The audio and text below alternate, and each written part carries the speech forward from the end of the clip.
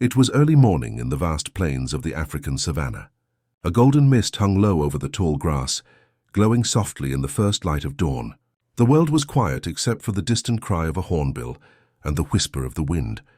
The air carried the scent of wildflowers and dust, the breath of a land that had seen countless sunrises and untold stories of survival. As the light grew stronger, herds of antelope stirred, shaking dew from their backs. In the distance, elephants moved like shadows across the horizon. But near a small cluster of acacia trees, something unusual was happening. A single male lion, majestic yet weakened, lay partly hidden in the grass. His mane, once bright and full, now hung uneven and tangled. The great king of the savannah was in pain. The lion's left rear leg was swollen, grotesquely misshapen near the thigh. Flies buzzed around the wound, and with every attempt to move he winced and groaned. The swelling was red and angry, and from a small opening oozed pus, the unmistakable sign of an abscess. For days the lion had been trying to clean it himself, licking the area until it bled, but the infection had spread deep inside. He could no longer hunt, no longer defend his territory. The once fearless predator was now the hunted, vulnerable to starvation or rival lions. Miles away, a man named Daniel was driving through this wilderness. A wildlife researcher and conservation volunteer, Daniel had spent years studying lions, their habits, their hierarchies, their silent battles. He had a calmness about him, the kind that comes from living close to the wild. On this morning, he was returning from a night survey when he noticed vultures circling low over a patch of grassland. Instinct told him to check. Vultures rarely gather unless there's death or suffering nearby. He stopped his vehicle, switched off the engine, and listened. For a few moments there was only silence. Then faintly he heard it, a deep, raspy sound that wasn't quite a roar, more like a groan. Slowly Daniel stepped out, binoculars in hand. The grass was waist-high, golden and swaying.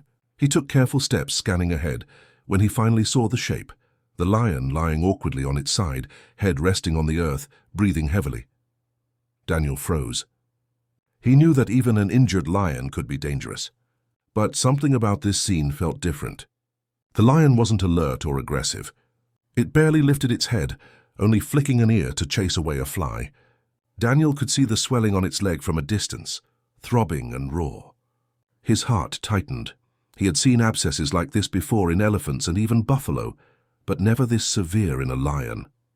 He slowly backed away and returned to his jeep to grab his long-range camera.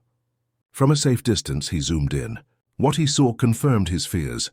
The infection was deep, possibly life-threatening. Daniel knew that in the wild, a wound like this could mean slow death, from starvation, infection, or predators taking advantage of weakness. The lion didn't have much time. Hours passed. Daniel stayed nearby, observing quietly. The lion tried to stand, placing weight on its front legs first, but as soon as it tried to lift its rear, it stumbled and collapsed, panting. Dust rose around its mane as it hit the ground. The sound of pain escaped its throat, a low, mournful rumble that carried across the plains. Daniel felt a lump in his throat. He wanted to help, but he also knew the rules. Never interfere recklessly with wild animals. They belong to the wild, and every intervention must be carefully considered. As the sun climbed higher, the heat became unbearable. The lion lay under the shade of the acacia tree, licking the wound now and then, but exhaustion was winning. Daniel noted its condition in his field log, temperature of the environment, behavior patterns, breathing rhythm. But behind his scientific notes was a growing sense of helplessness. The lion was clearly suffering. By late afternoon, Daniel decided to call the nearby wildlife rescue station. He radioed his team, describing the situation. An adult male lion, possibly 6 or 7 years old, unable to move, large abscess on the rear leg. The reply crackled through the static. "Copy that, Daniel. We're 40 kilometers away. We'll need coordinates and visuals." Daniel sent them photos and GPS data. Then he waited. The hours dragged on. The lion's breathing slowed. Once or twice, he tried to shoo away a jackal that approached too closely. But even that took all his strength. The scavengers were patient. They always are. They circled from a distance, waiting for nature's verdict. Daniel watched in silence, torn between respect for the natural order and compassion for this suffering creature. At sunset, the rescue team finally arrived. 2 veterinarians and a ranger. They approached carefully in their vehicle, keeping the engine low. Daniel briefed them quickly. The vets prepared a tranquilizer dart. One of them, Dr. Aisha, a calm woman with years of field experience, adjusted her scope. "We'll need a clean shot," she said softly. The lion lay motionless, his chest rising and falling slowly. Aisha fired. The dart hissed through the air and struck the lion's shoulder. The lion flinched but didn't attempt to run. Within minutes, his eyes grew heavy and his breathing deepened. The team waited patiently until he was fully sedated. Then they approached. Daniel followed, heart pounding. Up close, the lion looked even larger, a mountain of muscle and mane, yet so fragile in that moment. Flies scattered as the vets examined the wound. Dr. Aisha knelt and carefully pressed around the swollen area. Thick, foul-smelling pus oozed from the abscess. The infection had spread under the skin, forming a deep pocket. She sighed. "He's been like this for days, maybe weeks," she said.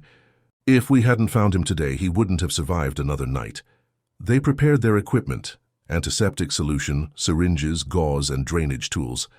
Daniel helped hold a flashlight as the vets cleaned the area. The smell was strong and unpleasant, but no one complained. This was a race against time. They flushed the abscess, drained out the infection, and injected antibiotics. As they worked, Daniel looked at the lion's face. Even in unconsciousness, there was a kind of nobility, the calm dignity of a creature that had ruled this land for years. The team worked steadily for over an hour. When they finished, they covered the wound lightly and marked the lion with harmless paint to identify him later for monitoring. The sedative would wear off soon, so they backed away to a safe distance. The sky had turned purple with streaks of gold. The wind was cooler now, rustling through the grass. The lion stirred, groaning softly as life returned to his limbs. Slowly he lifted his head, confused and disoriented. He sniffed the air, then looked around as if trying to understand what had happened. Daniel and the team watched quietly, not wanting to startle him. The lion tried to stand. His legs trembled, but this time he managed to stay upright for a few seconds before lowering himself again. That small effort gave them hope. The treatment had worked, at least for now. As night fell, the team decided to leave him there under the stars. They would check back in the morning to see if he moved toward water or remained resting. Before leaving, Daniel looked back one last time. The lion's golden eyes caught the moonlight for a brief moment. It was a look neither wild nor tame, something deeper, as if he understood that someone had helped him. Driving away, Daniel felt the weight of what he had witnessed.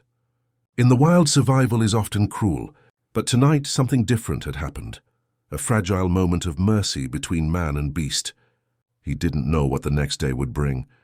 But one thing was certain: the lion's fight was not over yet. And as the savannah went quiet, the stars above shimmered like silent witnesses to a story still unfolding. Oh! The first rays of dawn broke over the savannah once again, spreading soft gold across the plains. The air was cool and filled with the scent of wet grass after a night dew. Somewhere in the distance a hyena laughed faintly, that strange, eerie cry that marks the end of the night. Near the same cluster of acacia trees, the injured lion still lay quietly, his mane glistening faintly under the early sunlight. Daniel's jeep rumbled gently as it approached from the east. He had barely slept. The memory of the lion's eyes under the moonlight lingered in his mind all night. He parked at a distance, turned off the engine, and lifted his binoculars. At first he thought the lion was still asleep, but then he saw the chest rise and fall. Relief washed over him. The king was alive. Daniel waited, observing silently. The lion stirred, shifting his weight slowly. His movements were careful, almost cautious, as though he knew the pain was still there but weaker. He turned his head and began to lick the treated wound. The swelling had reduced slightly, and the angry redness had faded. The smell of infection was no longer strong. The treatment had worked. Suddenly, a gust of wind carried the scent of the lion across the grassland. It reached a herd of zebra grazing not far away. Their heads shot up in unison. Ears twitched, tails flicked nervously. For a moment, the wild balance returned, predator and prey aware of each other once again. The lion lifted his head toward them but made no move to attack. His eyes followed the herd quietly, not with hunger, but with the calm resignation of an animal who knows he must heal before he hunts again. Daniel took notes, speaking softly into his recorder. Day 2. Lion conscious and alert. Movement limited but improving. Wound response positive. He watched for over an hour, documenting every flick of the tail, every breath. The rescue team arrived soon after with medical supplies and a tracking drone. Dr. Aisha stepped out of the vehicle, shading her eyes from the bright sun. "Let's check him without stressing him," she said. The drone lifted silently into the air, its small rotors buzzing softly like an insect. On the tablet screen, Daniel and Aisha watched as the drone hovered above the lion, capturing close-up footage. They could see the cleaned wound clearly now. It looked dry and much less inflamed. "He's fighting," Aisha said with a faint smile. "That's a good sign." Daniel nodded, still staring at the screen. But as the drone pulled back, something else caught his eye. Movement in the grass about 200 meters away. He zoomed in. 3 other lions, 2 females and a young male, possibly from a nearby pride. They were walking cautiously toward the area, curious about the scent of medicine and human presence. Daniel's stomach tightened. If they got too close, there could be trouble. The injured lion, though weak, would not welcome other males near him, especially with females present. Aisha lowered the drone and said, "We need to back off. If he feels threatened, he might try to fight and reopen that wound." The team retreated quietly to their jeep, engines off, binoculars trained. The approaching lions stopped near the acacia grove. The female sniffed the air, puzzled by the faint human smell. The young male, bold and restless, took a few steps closer. The injured lion lifted his head, eyes narrowing. A deep growl rumbled in his chest, weak but filled with warning. Dust rose as he pushed himself up on his front legs, trembling with effort. His mane bristled. Daniel whispered, "No, stay down, old boy." But the lion's instincts were stronger than pain. He stood wobbling, his wounded leg barely holding. The other lions froze. For a moment there was complete silence. Then, in a burst of raw defiance, the injured lion roared, not loud and commanding as before, but enough to carry across the plain. The sound was broken yet powerful, a declaration that he was still alive, still king. The young male backed away instantly, startled by the unexpected strength. The females followed, vanishing into the tall grass. The savannah fell silent again, except for the rustling wind. The lion sank back down, panting heavily. But there was something proud in his eyes. He had defended his dignity once more. Daniel felt his throat tighten. "He's still got that fire," he murmured. Aisha smiled softly. "Lions don't surrender easily." For the rest of the morning, the lion rested in peace.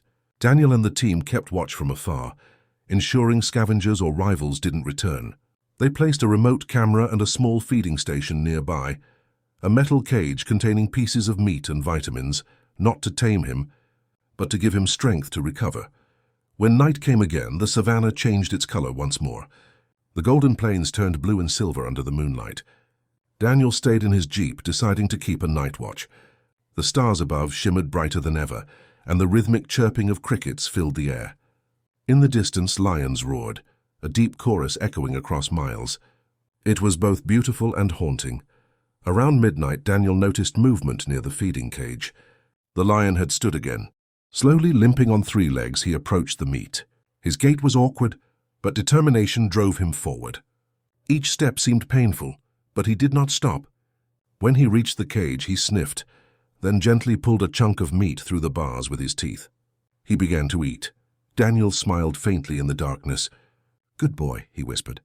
It was a small victory, but one that meant the lion had chosen to live. The following morning, the air was filled with the chatter of birds. The lion was still near the acacia grove, grooming himself with long, slow licks. His coat looked cleaner, his eyes brighter. The swelling had reduced further, and he was putting partial weight on the leg now. Aisha, watching from a distance through binoculars, said quietly, "He's healing faster than expected, but nature never allows rest for too long." Around noon, Daniel's radio crackled. A park ranger's voice came through urgently. "Daniel, there's been activity near the northern ridge. 2 nomadic males have entered the area. They're moving south." Daniel's heart sank. 2 nomadic lions meant potential danger. Injured lions are easy targets. Rival males often kill weakened ones to claim territory or drive them away. If these newcomers reached the grove, the recovering lion wouldn't stand a chance. He immediately discussed options with Aisha. "We can't move him now," she said firmly. "The sedative could kill him in this state." Daniel nodded grimly. They decided to create a distraction. Loud vehicle engines and noise could temporarily drive the nomads off course. They revved their jeeps, circled the area's perimeter, and played recorded lion roars through a speaker. The sound bounced across the grasslands like thunder. It worked. The nomadic males changed direction, retreating toward the northern hills.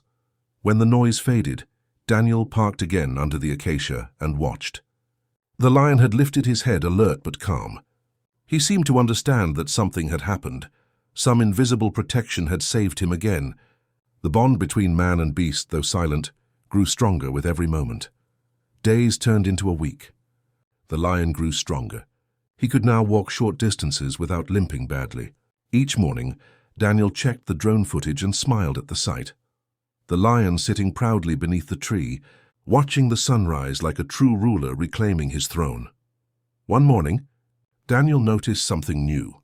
A lioness had approached the area. She was cautious, staying at a distance, but her body language was calm. She wasn't from the earlier pride. She was a wanderer, perhaps seeking safety or companionship. The male lion watched her but did not growl. Instead, he lowered his head, signaling no threat. Over the next few days, the lioness stayed nearby, hunting small prey and occasionally resting close to the injured lion. She seemed to sense his weakness and yet respected his space. Daniel and Aisha watched this new connection unfold with quiet wonder. It was as if nature had sent a guardian. One evening, as the sun dipped low and painted the sky crimson, Daniel whispered to the camera, "He's not alone anymore." The wild has a strange way of healing its own. The scene was peaceful, 2 lions resting under the same acacia, the savannah bathed in golden light, the air thick with the sound of cicadas. Daniel felt that something beautiful was happening, a story of recovery, of courage, and of unexpected companionship. But deep down, he also knew the wild never stays peaceful for long. Beyond the horizon, danger was always waiting, unseen, patient, hand ready to strike when least expected. And so, as darkness fell over the savannah once more, Daniel sat quietly in his jeep, watching the 2 lions fade into the tall grass. The wind whispered through the plains like a secret he couldn't quite understand. The lion was healing, yes, but fate was preparing another test. One that neither Daniel nor the lion could see coming. The next morning began with an unusual stillness. The sun rose pale and weak behind a curtain of thin clouds, painting the savannah in shades of grey and silver instead of gold. The air was cooler, heavy with moisture, and the birds were quieter than usual. A strange silence that always meant change was coming. Daniel woke early, stretching inside his jeep. He looked toward the acacia grove where the lion and the lioness had spent the night. Through his binoculars, he saw both of them still there, resting, their bodies pressed close together. It was a rare and beautiful sight. 2 wild hearts bound not by dominance, but by quiet companionship. For a moment, Daniel simply watched, feeling that deep connection to the wilderness, the unspoken language of survival and empathy that tied every living thing together. But as he noted the scene in his journal, he noticed something that made him frown. The lion's breathing seemed heavier again, slower than the day before. He zoomed in through his camera lens. The wound had reopened slightly. Perhaps when the lion had moved too much during the night, the scab had torn. It wasn't bleeding heavily, but the redness around the area worried him. "He's healing, but he's still fragile," Daniel murmured. By mid-morning, Dr. Aisha and her team arrived again with supplies. They decided to give the lion another mild dose of antibiotics, this time using a dart with vitamins to help boost his recovery. But as they prepared, the lioness suddenly stood, tense and alert. Her ears flicked back and her gaze fixed toward the horizon. Daniel followed her line of sight, and his heart skipped a beat. 2 dark shapes were moving slowly through the tall grass. They were lions, the same nomadic males the rangers had warned about earlier. This time they had returned, drawn by the scent of another pride and the injured male's weakened state. "Get ready," Aisha whispered. "We can't interfere too soon, but we need to stay close." The lioness moved first, She stepped forward, her muscles tight, tail flicking nervously. The injured male lifted his head, growled weakly, and tried to stand. Daniel could see his struggle. Every movement caused a shiver of pain, but he refused to stay down. His instincts demanded he protect what was his. The two nomads approached cautiously, their heads low, manes bristling. The air grew thick with tension. Daniel could feel the pressure, as if the whole savannah was holding its breath. The lioness let out a sharp snarl, stepping in front of the wounded male. It was an act of defiance. She was smaller, but her courage burned bright. Then it began. One of the nomads lunged forward with a deep, booming roar. Dust exploded into the air. The lioness met him halfway, claws slashing, teeth bared. The second nomad circled toward the injured lion. Daniel gripped the side of the jeep, torn between fear and helplessness. He couldn't interfere yet, not unless the lions moved dangerously close to collapse. The injured lion tried to rise again. His wounded leg trembled violently, but somehow he stood, barely. He let out a roar, deep and thunderous, echoing across the grassland. The sound carried power far beyond his strength. It startled the younger male for a split second, and that was enough. The lioness lunged again, biting the intruder's shoulder. The two rolled, growling, dust and fur flying in a chaotic blur. Daniel watched through his camera, heart racing. It was raw, terrifying, and magnificent, the wild in its purest form. The injured lion limped forward, trying to join the fight.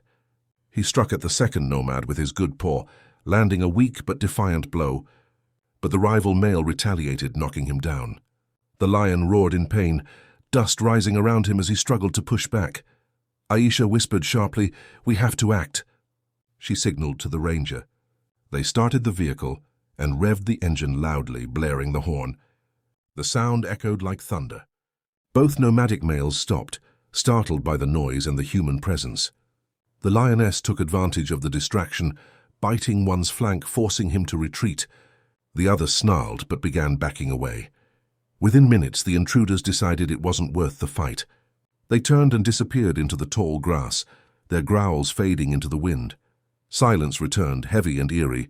The lioness stood trembling, panting hard, her side streaked with dust and a few scratches. She turned immediately toward the injured lion. He was on his side again, chest heaving, one eye half open. Daniel jumped out of the jeep with Aisha close behind, both moving slowly to assess the situation. "He's bleeding again," Aisha said, kneeling beside him. The wound tore open during the struggle. They worked quickly. The lioness backed away but didn't attack. She seemed to understand they were helping. Her eyes followed every movement, protective but calm. Aisha cleaned the wound again and applied antibiotic spray, then injected a small sedative to ease the lion's pain. Daniel stayed beside the lion's head, watching as the great creature's breathing steadied. "You did well, old boy," he whispered. "You fought like a king." For hours they stayed there, monitoring him until the bleeding stopped. When the lion finally opened both eyes, Daniel saw something there. Not just pain, but a quiet trust. In that silent gaze, two worlds met. Man and beast, enemies by nature, yet bound by compassion. Over the next several days, the lion's recovery was steady but slower. The lioness rarely left his side. She hunted small prey, sometimes dragging a carcass close to him. Daniel watched all this from afar, documenting every moment. What began as a simple rescue had turned into a story of loyalty, of one lion refusing to abandon another. Weeks passed. The savannah shifted from green to gold as the dry season arrived. The lion could now walk normally, his limp barely noticeable. The wound had shrunk to a scar, hidden beneath his golden fur. He had begun to patrol the area again, marking his territory, roaring at dawn and dusk. The lioness followed him closely, her trust in him complete. Daniel and Aisha decided it was time to end their close monitoring. The lion had survived the worst.